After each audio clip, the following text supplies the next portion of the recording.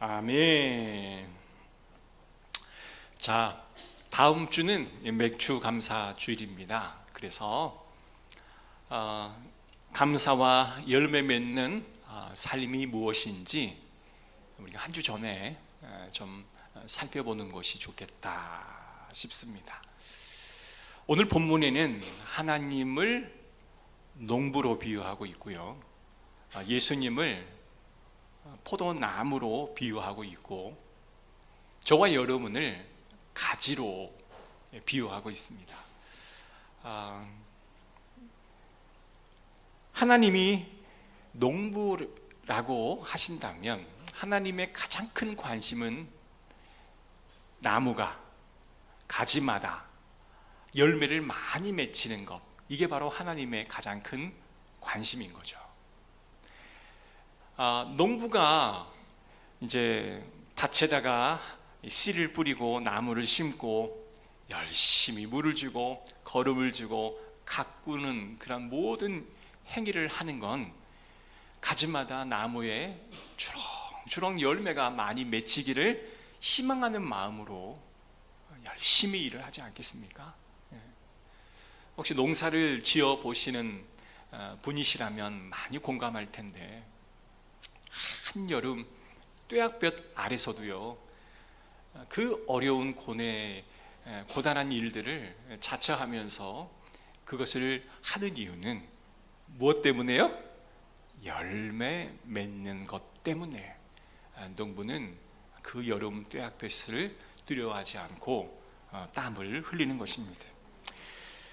하나님은 저와 여러분이 다 구원받기 원하셔요. 그래서 하나님은 모든 사람들을 다 구원의 대상으로 삼고 하나님은 일하십니다. 자, 그런데 저와 여러분이 구원받는 자로서 머물고 끝나버린다면 이건 하나님의 뜻이 아니에요. 하나님은 더 나아가 저와 여러분이 구원을 받았지만 구원받은 자들이 삶의 풍성한 열매를 많이 맺히기를 하나님은 바라시고 기대하신다는 거죠. 그래서 저와 여러분은 많은 열매를 맺힐 수 있도록 우리는 수고하고 애쓰고 기도하고 또한 하나님 앞에 매달려야 할 줄로 믿습니다. 자, 그렇다면 과실을 많이 맺는다, 열매를 많이 맺는다라는 것이 과연 무엇을 의미할까요? 어떤 사람들은 과실을 맺는다라고 하는 것을 예수님을 닮아가는 삶의 모든 것이다 라고 말씀하십니다. 맞죠? 예수님을 닮아가는 우리의 모든 삶의 행위가 바로 삶의 열매를 맺는 일이 아니겠습니까? 전도를 열심히 하는 것, 그리고 그 전도의 결실을 맺는 것도 열매 맺는 것이 아니겠습니까? 가난한 자를 위해 자신의 소중한 것을 나누는 것도 열매 맺는 것이 아니겠습니까? 또 어떤 자들은 인격이 성숙되는, 또한 인격이 하나님 앞에 성장하는 것, 그것도 열매 맺는 것이 아니겠습니까? 과거에는 내가 잘 못했던 것을 이제는 하나님의 은혜로 잘 할 수 있게 되는 거예요. 하나님의 일을 감당하지 못했었던 것을 이제는 하나님의 일을 아무런 거리낌 없이 부담 없이 잘하게 되는 것, 여러분 이것도 열매 맺는 것이 아니겠습니까? 교사로서 또 목자로서 이전에는 참 힘든 일들을 힘들게만 여겼었는데 그 일이 전혀 힘들지가 않고 할 때마다 막 은혜가 막 넘치는 거예요. 그죠? 봉사를 하면서도 막 기쁘고 콧노래가 나오고 막 즐겁습니다. 여러분, 봉사하고 일하는 것이 뭐 그렇게 기쁘고 즐거운 일이 되겠습니까? 그런데 과거에는 그것을 억지로 막 감당했다면 이제는 막 기쁨으로 차오르는 마음으로 했다면 그것이 곧 열매 맺는 삶이 아니겠습니까? 이제는 인색했던 내가 인색하지 아니하고 많은 이웃들에게 이렇게 나누어 줄 수 있는 내 모습을 발견한다면 그것이 바로 열매 맺는 삶이 아니겠습니까? 이제는 하나님 앞에 예배와 경배와 찬양 드리기에 인색했다면 이제는 더 하나님 앞에 예배 드리기 원하고 경배하기 원하고 하나님을 높이기 원하는 내 삶으로의 전환을 가져오게 되었다면 여러분, 그것이 바로 열매 맺는 삶이 아니겠습니까? 오늘 이 말씀을 우리는 고민하면서 들어봐야 합니다. 나는 하나님 앞에 열매 맺는 삶을 살아가고 있는가? 나는 하나님이 부르실 때 정말 열매를 맺으며 살아가고 있는 하나님의 제자가 맞는가? 여러분, 이 말씀을 고민하면서 함께 들으시기를 주의 이름으로 축복합니다. 하나님은 여러분이 교회를 다니고 세상 사람들과 별반 다름없이 똑같이 삶을 살아간다고 한다면 이 농부이신 하나님의 마음의 심정이 어떨까요? 그죠? 우리의 자녀가 예수를 믿고 예수님을 아는 성도입니다. 그런데 세상에 나아가면 아니 성도라고 할 수 없을 정도, 전혀 세상의 사람들과 전혀 냄새도 색깔도 나지 않는 삶을 계속 살아가고 있다면 부모의 마음이 안타깝겠죠. 하나님의 마음도 그렇습니다. 저와 여러분을 구원하셨습니다. 그리고 하나님의 교회로 여러분을 세우셨습니다. 그 안에서 열매를 맺지 못하고 그저 하루하루를 보내고 있다면 농부이신 하나님의 마음이 어떻겠습니까? 사랑하는 성도 여러분, 우리가 교회를 열심히 다니기는 하지만 열매를 맺지 못한 그런 상태를 성경은 뭐라고 말하냐? 잎만 무성한 나무다. 잎은 무성한데 그 안에 꼭 있어야 할 열매가 보이지를 않아요. 보기에는 나무 같아 보이는데 그 안에 자세히 보면 많은 사람을 이롭게 하는 열매가 맺혀 있지를 않는 겁니다. 그래서 많은 사람들은 우리 마음속에 있는 그런 열정들이 다시 한번 되살아나서 하나님 앞에 정말 충성스러운 열매 맺는 자다라고 칭함받기를 주의 이름으로 축복합니다. 자, 그러하기 위해서 첫 번째, 하나님께서는 아름다운 열매를 맺기 위해서 우리에게 먼저 제시하는 것은 깨끗해져야 한다. 따라합시다. 깨끗해져야 한다. 깨끗해져야 한다. 아멘. 요한복음 15장 1절, 나는 참 포도나무요 내 아버지는 농부라. 자, 참 포도나무다. 여기에 보면 참이라는 단어가 붙어 있어요. 그냥 포도나무다 하면 될 텐데 참 포도나무다. 무슨 의미일까요? 포도나무인데 참 포도나무예요. 이 말은 포도나무는 반드시 열매를 맺힌다라는 뜻이에요. 하나님이 선택한 백성은 무조건 열매를 맺힐 수밖에 없다라는 거예요. 저는 이제 우리 원로 목사님이 화분을 이렇게 많이 이렇게 헌물을 해주셨습니다. 화분을 너무 잘 가꾸고 있어요. 우리 자식들보다 이 화분을 더 잘 가꾸는 것 같아요. 우리 원사님들, 집사님들 토요일 날 이거를 이어서 물을 주고 햇빛을 보게 하고 또 다시 올려다 놓고, 권사님들이 목사님 허리 나가요.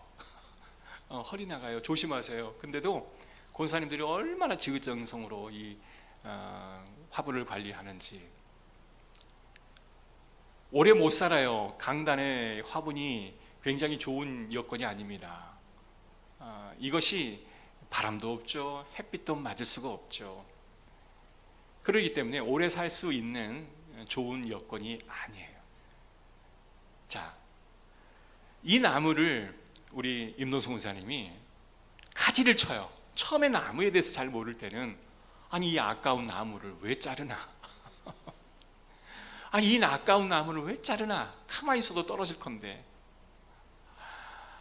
그래서 좀 놔두면 좋겠다 이렇게 생각할 때가 있었는데, 다시 보니까 나무가 오래 살기 위해서는요 가지를 쳐야 된다는 거예요. 올라온 영양분은 한계가 있는데 줘야 할 잎들은 너무 많기 때문에 가지를 쳐야 한다는 거예요. 근데 그 가지를 칠 때 기준이 있더라고요. 어떤 가지는 쳐서는 안 되는 가지가 있고 어떤 가지는 쳐야 될 가지가 있다라는 거예요.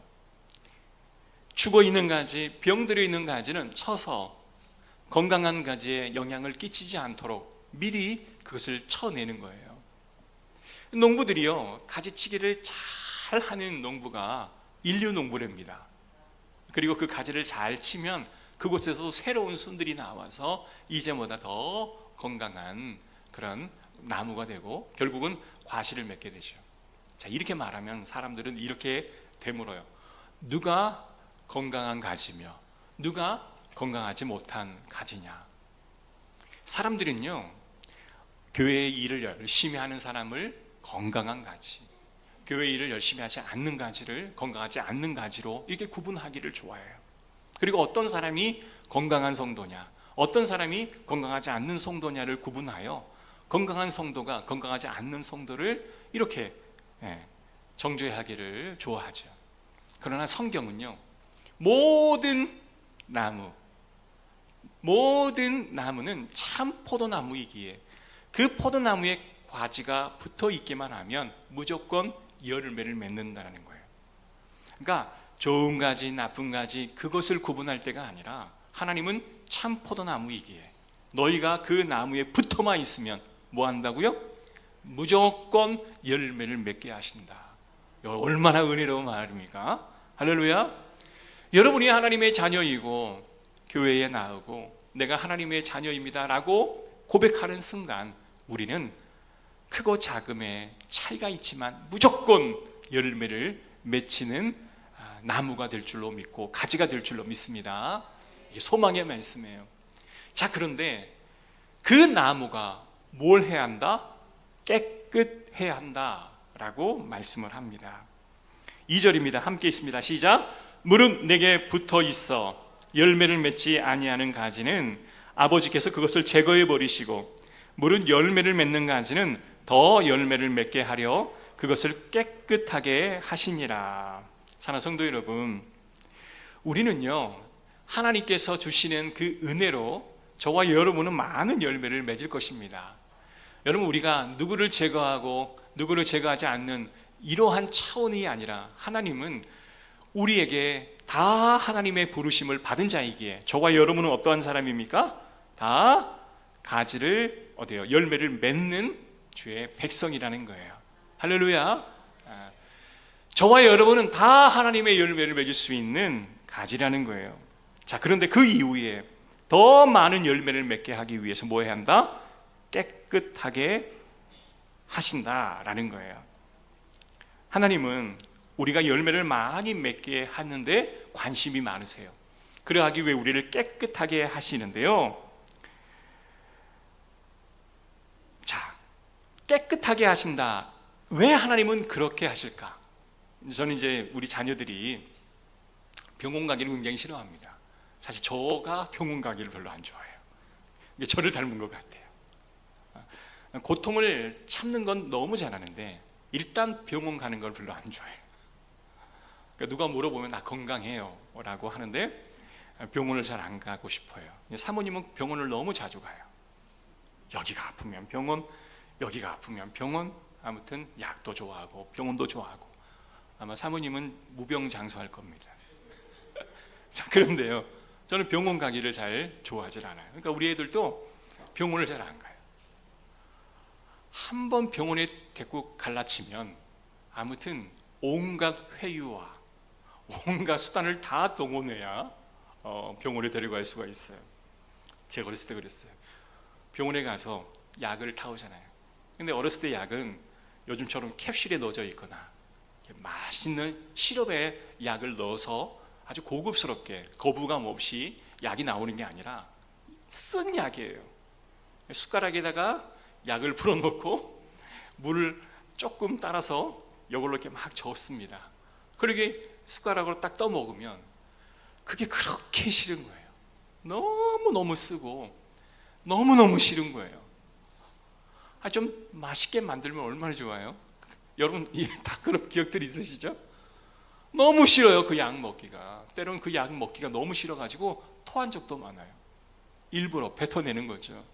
그런데 왜 부모는 자녀가 그렇게 싫어하는데 그 약을 때론 회의도 하고 주스에 갖다 주기도 하고 뭐 초콜릿을 사다 주기도 하고 이것만 먹어라. 그럼 초콜릿 줄게. 이것만 먹어라. 그럼 주스 줄게.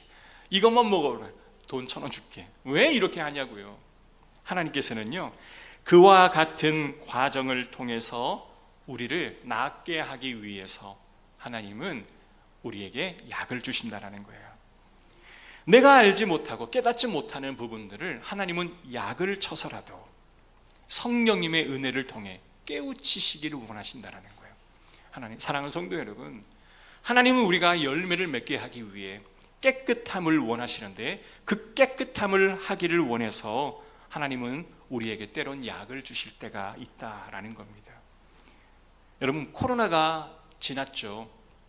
코로나 지난 지가 한 2년 정도 지났죠. 코로나가 한 2, 3년 계속 반복될 때 많은 사람들이 그 코로나 기간을 다시 한번 되돌아보면서 어떤 사람은 그 코로나 기간 동안 신앙이 막 성장한 사람도 있어요. 그런데 어떤 사람은 그 코로나 기간 동안 신앙을 완전히 잊어버려서 다시 그것이 해제되었을 때 교회를 떠나는 사람들이 굉장히 많았습니다. 그런데요, 그 홀로 머무는 시간 동안 주님의 은혜를 생각하고 하나님의 말씀을 더 연구하고 하나님 앞에 더 나아갔던 사람들은 신앙이 너무나 많이 성장한 거예요.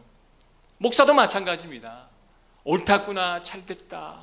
야, 이 코로나 기간 동안 예배도 많이 드리지도 않고 그러니 좀 놀자, 좀 쉬자. 그랬던 목사가 있는가 반면에 더 열심히 뭔가를 준비하는 목사가 있었던 거예요. 근데 결과가 엄청나게 많이 다른 거예요. 많은 사람들이 이렇게 말합니다. 이 코로나 기간이 정말 교회 나오기 힘들고 신앙생활하기에 목마름이 가득 찬 시간이었지만 내 영적에 많은 성숙을 가져왔던 시간이었다라고 고백하는 성도들이 굉장히 많았습니다. 여러분은 어떻습니까?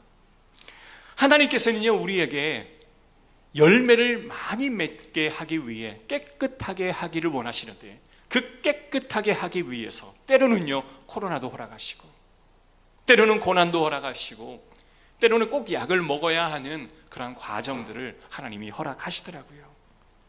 하나님을 찾고 기도하고 신앙생활을 열심히 하려 했던 사람들은 코로나가 있든 없든 간에 항상 하나님 앞에 많은 열매를 맺게 된다라는 사실입니다. 자, 그런데 하나님은요 이렇게 많이 맺힌 자들에게 어떠한 축복을 주시냐? 여러분, 달란트 비유를 한번 보십시오. 하나님께서는요 종에게 5달란트, 2달란트, 1달란트를 각각 지불합니다.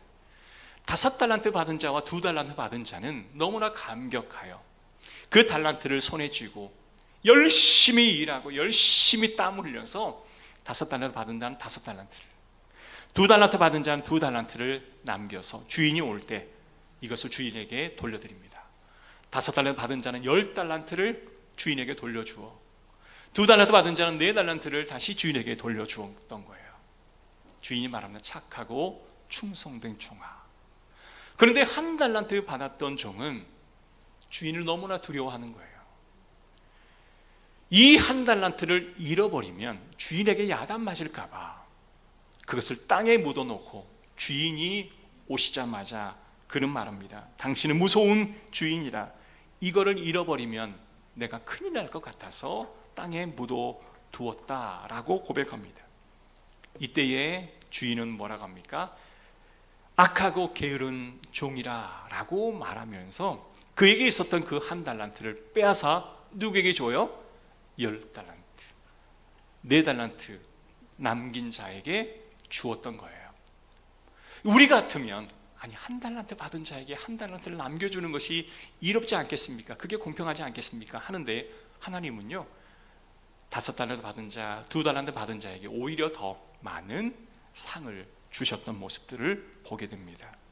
사랑하는 성도 여러분, 하나님은 우리가 아름다운 신앙의 열매를 맺기를 원하십니다. 여러분의 삶을 깨끗하게 하기를 원하시는데 먼저 하나님의 깨끗해 하시는 은혜를 체험하고 그 은혜가 가득 찰 수 있도록 하나님은 우리를 인도하여 주실 줄로 믿습니다. 우리가 해야 할 것은 뭐예요? 주님께 받은 그 달란트를 열심히 노력하여 하나님 앞에 다시 한번 내어놓는 그러한 성도들이 되어야 할 줄로 믿습니다. 그런 자들에게 하나님이 더 많은 것들을 부어주실 줄로 믿습니다. 두 번째, 아름다운 열매를 맺게 하기 위해서 우리가 어디에 있어야 할지를 정확히 아는 저와 여러분이 되었으면 좋겠습니다. 따라합시다. 주님 안에 있어야 합니다. 우리는 하나님의 자녀입니다. 1절에 나는 참 포도나무요 내 아버지는 농부다, 이렇게 해서 말씀하시면서 5절의 말씀입니다. 한번 읽어볼게요. 나는 포도나무요 너희는 가지라. 그가 내 안에 내가 그 안에 거하면 사람이 열매를 많이 맺나니 나를 떠나서는 너희가 아무것도 할 수 없음이라. 자, 어디에 있어야 한다고요? 어디에 있어야 한다고요? 주 안에 있어야 하는 거예요. 우리가 주님 안에 거한다라고 하는 것은 내 삶의 주인이 하나님이시고 나는 그의 백성이고 나는 하나님의 자녀입니다 라고 고백하는 사람이 주님 안에 거하는 삶을 살게 된다라는 것입니다. 여러분, 삶을 살다 보면 힘든 일이 발생하기가 쉽죠. 교회 생활을 하고 열심히 하는데 왜 힘든 일이 내게 생기는가라고 생각할 때가 많습니다. 하는 일마다 꼬이고요, 안 되는 일이 일어날 때가 굉장히 많습니다. 그런데 우리가 분명히 알아야 할 것은 뭐냐면 하나님이 어떠한 분이신가를 우리는 분명히 알아야 합니다. 우리가 예수님 안에 거하라고 말씀하신 그 하나님의 말씀은 어떤 것이냐면 예수님은 참 포도나무다. 자, 참 포도나무는 아까 말했던 것처럼 가지에게 영양분을 충분히 제공하여 주신다라는 말씀이에요. 나무가 가지에게 영양분을 제공하지 못하는 나무는 있을 수가 없는 겁니다. 나무는 무조건 영양분을 땅에서 흡수하여 가지에게 제공하는 의무를 가지고 있어요. 우리가 하나님의 예수 그리스도의 그 나무에 있기만 하면, 붙어 있기만 하면 우리는 저절로 그 영양분을 공급받게 되어 있어요. 그래서 우리가 믿어야 합니다. 당신 지금 어디에 있는지를 우리는 고백하죠. 나는 주 안에 있습니다 라고 고백하는 자는 하나님이 주님을 통해 우리에게 제공하는 그 영양분을 매일매일 공급받고 있다고 우리는 믿게 되는 것이죠. 하나님은 결코 우리를 외면하실 분이 아니셔요. 성도 한 사람 한 사람 모두를 하나님은 외면하지 않으시고 다 매 순간순간 알게 모르게 영양분을 제공하고 계시다라는 거예요. 예레미야 17장 7절 8절의 말씀을 제가 한번 읽어드릴게요. 무릇 여호와를 의지하며 여호와를 의뢰하는 그 사람은 복을 받을 것이라. 그는 물가에 심겨진 나무가 그 뿌리를 강변에 뻗치고 더위가 올지라도 두려워하지 아니하며 그 입이 청정하며 가뭄을 해도 걱정이 없고 결실이 그치지 아니함 같으리라. 자, 우리는요 하나님을 의지하면서 복을 받습니다. 자, 그 복을 받는 자는 물가에 심기운 나무는 강변에 뿌리가 쫙 뻗쳐 있어서 더위가 오더라도 걱정하지를 않죠. 왜? 물가에서 계속 물을 제공받기 때문에 여러분, 가뭄은 해도 걱정이 없고 가뭄을 해라도 결실에 큰 데미지를 입지 않는다라고 하는 거예요.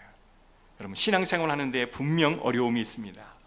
그러나 우리가 하나님 안에 있다, 예수에 붙어 있다, 이 믿음과 하나님 반드시 나를 통해 풍성함을 허락하신다라고 하는 믿음을 꼭 버리시지 않기를 주의 이름으로 축복합니다.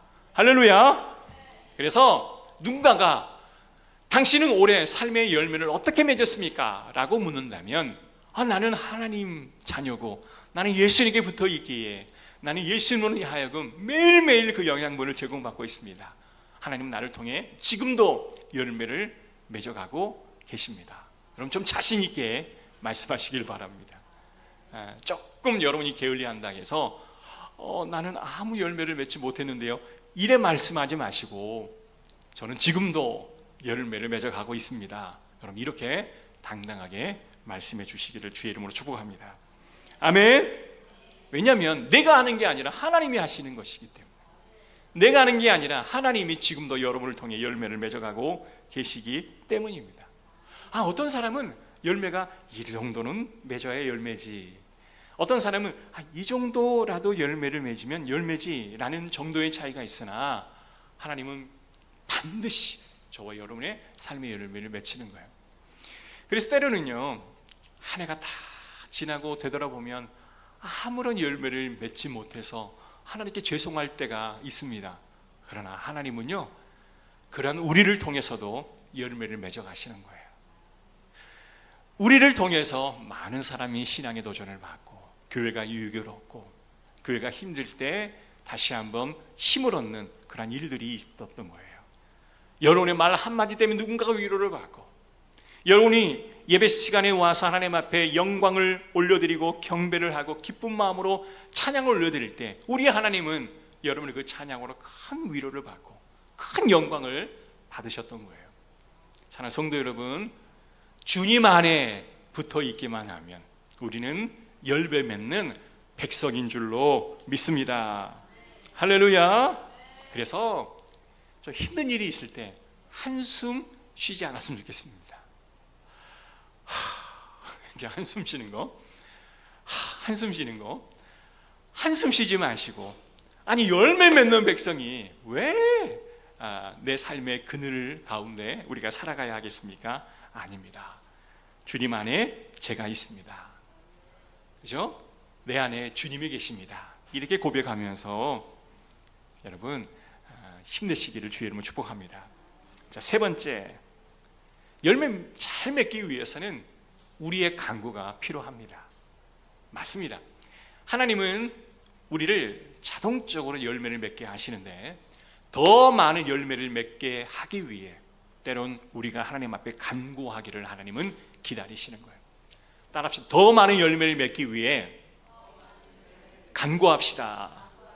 간구합시다. 저와 여러분은 하나님의 자녀입니다. 믿으시죠? 그런데 하나님께서 문 밖에서 자꾸 문을 두드리셔요. 네가 문을 열면 내가 너에게로 들어가. 너로 인해 내가 하나님의 놀라운 영광을 받고 난 너에게 축복을 베풀어 준다. 여러분, 하나님이 우리를 구원하신 것은 하나님의 전적인 하나님의 은혜예요. 그러나 때로는 우리에게 문을 두드리십니다. 우리가 열고 하나님 앞에 간구해야 할 영역이 있어요. 여러분, 간구하셔야 됩니다. 하나님, 올 한 해 나 이런 열매 맺기 원합니다. 하나님, 나 이런 열매 맺어서 하나님을 기쁘게 하기를 간절히 원합니다. 여러분, 좀 욕심을 좀 가졌으면 좋겠어요. 하나님, 나로 인해 하나님의 교회가 더 성장했으면 좋겠습니다.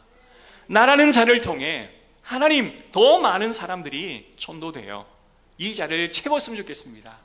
하나님, 나로 인해, 나의 열심으로 인해 하나님 우리의 믿음의 동역자들이 더 많은 유익을 얻었으면 좋겠습니다. 여러분, 간구하라고 하나님은 우리에게 명하십니다. 7절입니다. 함께 있습니다. 시작. 너희가 내 안에 거하고 내 말이 너희 안에 거하면 무엇이든지 원하는 대로 뭐 하라고요? 구하라는 겁니다. 무엇이든지 원하는 대로 구하라. 그리하면 어떻게 한다고요? 이루리라. 무엇이든지 원하는 대로 구하라. 이루리라. 너희가 내 안에 있고 내가 너희 안에, 내 말이 너희 안에 거하면 너희는 무조건 구하라는 거예요. 그러면 반드시 응답하리라 라고 하는 것입니다. 포도나무가 여러분 가지가 포도나무에 붙어 있습니다. 그런데 갑자기 하나님, 나 붙어 있기 너무 힘드니까 좀 잘라주세요. 저를 잘라서 좀 분리시켜 주세요 라고 말할 수 있나요? 절대로 그럴 수가 없습니다. 포도나무에 붙어 있는 가지는 스스로 잘라달라 말할 수가 없는 거예요. 하나님 앞에 이 기도가 응답되겠습니까? 이런 기도는 절대로 응답될 수가 없어요. 하나님, 하나님의 자녀로 나를 좀 포기해 주실래요? 나 이제 좀 세상에 나아가서 내 마음껏 살겠습니다. 이거 하나님이 응답해 주실까요? 절대로 이러한 기도는 하나님 응답해 주시지 않으세요. 자, 그런데 성경에는요, 네가 겨자씨만한 믿음이 있다면 이 산을 들어 저 바다로 빠지라 해도 되어질 것이다. 겨자씨 믿음만한 것을 강조합니다. 무엇을 강조하냐면 하나님의 뜻에 합당한 기도가 올려지게 되면 하나님은 반드시 응답하신다라는 그 의미예요. 하나님 이 개화산을 들어서 저 한강에 빠뜨려 주세요. 여러분, 이러한 기도의 제목이 아니라 하나님이 들으실 때 기도 응답해 줄 수 없는 기도가 아닌, 하나님이 들으실 때 합당한 기도의 제목이면 하나님 무조건 그 기도에 응답하십니다. 그러기에 우리가 많은 열매를 맺게 하기 위해서 하나님의 입장에서 하나님의 시선으로 우리가 기도하면 하나님은 무조건 그 기도에 응답하시겠다라고 말씀을 하시는 거예요. 여러분, 자녀가 앞으로 이렇게 되었으면 좋겠다라고 꿈꾸는 것이 있을 겁니다. 근데 자녀가 부모의 원대로 되나요? 저도 부모님의 원대로 다 성장하지는 못했죠. 우리의 자녀도 부모의 원대로 성장하지 못하죠. 자, 그런데요, 자녀를 앞에 두고 부모가 원한다고 너 이렇게 해, 너 이런 사람 만나고 너 이러한 직장을 얻어서 이렇게 해 라고 강조할 수 있어요, 없어요? 못해요. 못하는 거예요. 그러게 되지도 않을 뿐더러 그렇게 되면 그에게 반발심만 생기게 되죠. 자, 그런데 어느 날 갑자기 아이들이요, 생각이라고 하는 걸 합니다. 부모의 말에 강압에 의해서 막 복종하지 않으면 막 후폭풍이 무서우니까 그냥 무조건 부모가 원하는 대로 따라가요. 여러분, 그것은 힘을 발휘할 수 없을 뿐만 아니라 아름다운 열매도 맺히질 않죠. 그런데 부모의 말이 아니라 자기가 생각이라고 하는 걸 합니다. 생각을 다 해보니 이렇게 사는 게 참 좋을 것 같아 라고 생각하고 자기가 결단하고 어떠한 일을 이행에 옮겨요. 그러면 어떠한 일이 일어나냐면 엄청난 파워가 막 일어나는 겁니다. 부모가 해야 할 일은 뭐냐면 그 아이가 어떠한 일을 막 스스로 자원하여 할 수 있을 준비를 해주는 거죠. 책도 갖다가 주고 조언도 해주고 이런 것도 있고 이런 것도 있는데 뭘 선택하겠냐라고 제안도 해주고, 이게 부모의 책임인 거예요. 부모가 할 수 있는 전부인 거예요. 마찬가지로 우리가 신앙생활 할 때 말씀이 이러니 막 복종하십시오, 따라하십시오, 순종하십시오 이러면 순종해요, 안 해요? 안 해요. 목사가 하라 하면요, 안 해요. 안 해요. 왜? 말씀이 명하십니다 해도 안 해요. 사람의 마음에는 묘한 반항심이라는 게 있어요. 그런데요, 내가 뭔가가 생각이라고 하는 걸 해서 이렇게 하는 게 하나님의 영광이 되고 내 신앙에 도움이 되겠다 하면 어마어마한 일들이 막 일어나는 거예요. 그래서 저는 역할이 뭐냐, 여러분들이 뭘 할 수 있게끔 도와주는 거예요. 뭘로요? 말씀으로요.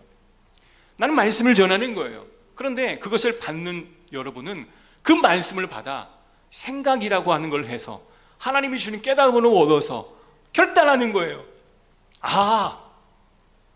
하나님의 말씀이 목사님을 통해서, 주변의 권사님이나 우리 집사님을 통해서 내게 주셨구나. 이게 내 생각을 바꾸는구나. 내가 이렇게 하는 게 하나님이 기뻐하시는 거구나.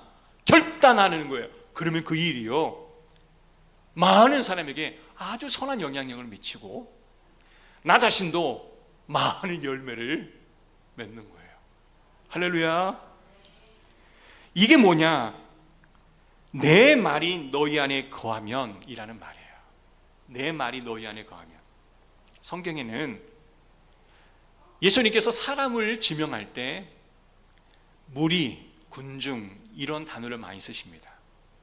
근데 무리와 군중이 예수님과 함께 거하고 예수님이 가는 곳을 따라다니고 예수님이 행한 대로 그가 하려고 노력은 했습니다마는 예수님은 아주 일관되게 그런 자들을 무리, 그런 자들을 군중이라 지칭하셨어요. 그런데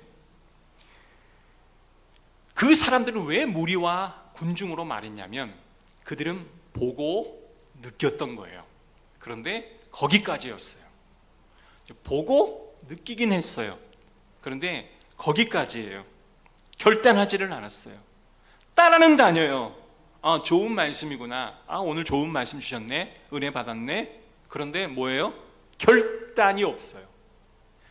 하나님이 나를 통해 열매를 반드시 맺힐 것인데, 열매를 반드시 맺게 하기 위해 우리를 깨끗하게 하고 우리에게 은혜를 주셔서 많은 열매를 맺어 가실 건데 우리가 하나님 앞에 막 간구하는 창구를 열어놓고 간구해라 하면서 우리가 열매를 더 많이 맺히기를 원하는데 결단을 안 하는 거예요. 하나님이 즐겨하시는 게 뭐고 하나님이 좋아하시는 게 뭘까? 어떤 것을 하나님이 아름다운 열매라고 말하시는가? 깨달았으면 결단을 해야죠. 결단을 안 하는 거예요. 그래서 예수님이 말씀하실 때 제자다라고 말씀하실 때 그 제자를 뭐라고 말하냐? 결단하는 자를 제자다라고 부르셨어요. 그래서 우리는요, 군중이거나 무리가 되어서는 결코 안 됩니다. 여러분, 예수님을 따라다니는 12제자 중에 가룟 유다가 있었잖아요. 예수님은 그 가룟 유다의 가지를 자르셨습니다. 그리고 그 가지를 버리셨습니다. 저와 여러분을 결코 버리지 않을 것입니다. 저는 그런 확신이 있습니다. 그러나 우리가 해야 할 것은 뭐냐? 주님의 말씀이 내 안에 있고 내 안에 주님에 계시고 은혜가 있다면 여러분 결단하셔야 됩니다. 그리고 그 열매 맺기를 여러분 6월 이제 남았는데요. 6월달 여러분 6개월 동안 결단하셔서 많은 열매를 맺읍시다. 할렐루야. 그래서 다음 주에 맥주감사주일 하나님 제가 이러한 열매를 주님 앞에 올려드립니다. 다음 추수감사주일에 내가 이러한 것을 주님 앞에 올려드립니다. 하나님 받으시옵소서. 그렇게 아름다운 예배가 되었으면 좋겠습니다. 할렐루야. 아멘. 이런 은혜가 있었으면 좋겠습니다. 기도하겠습니다. 하나님 결단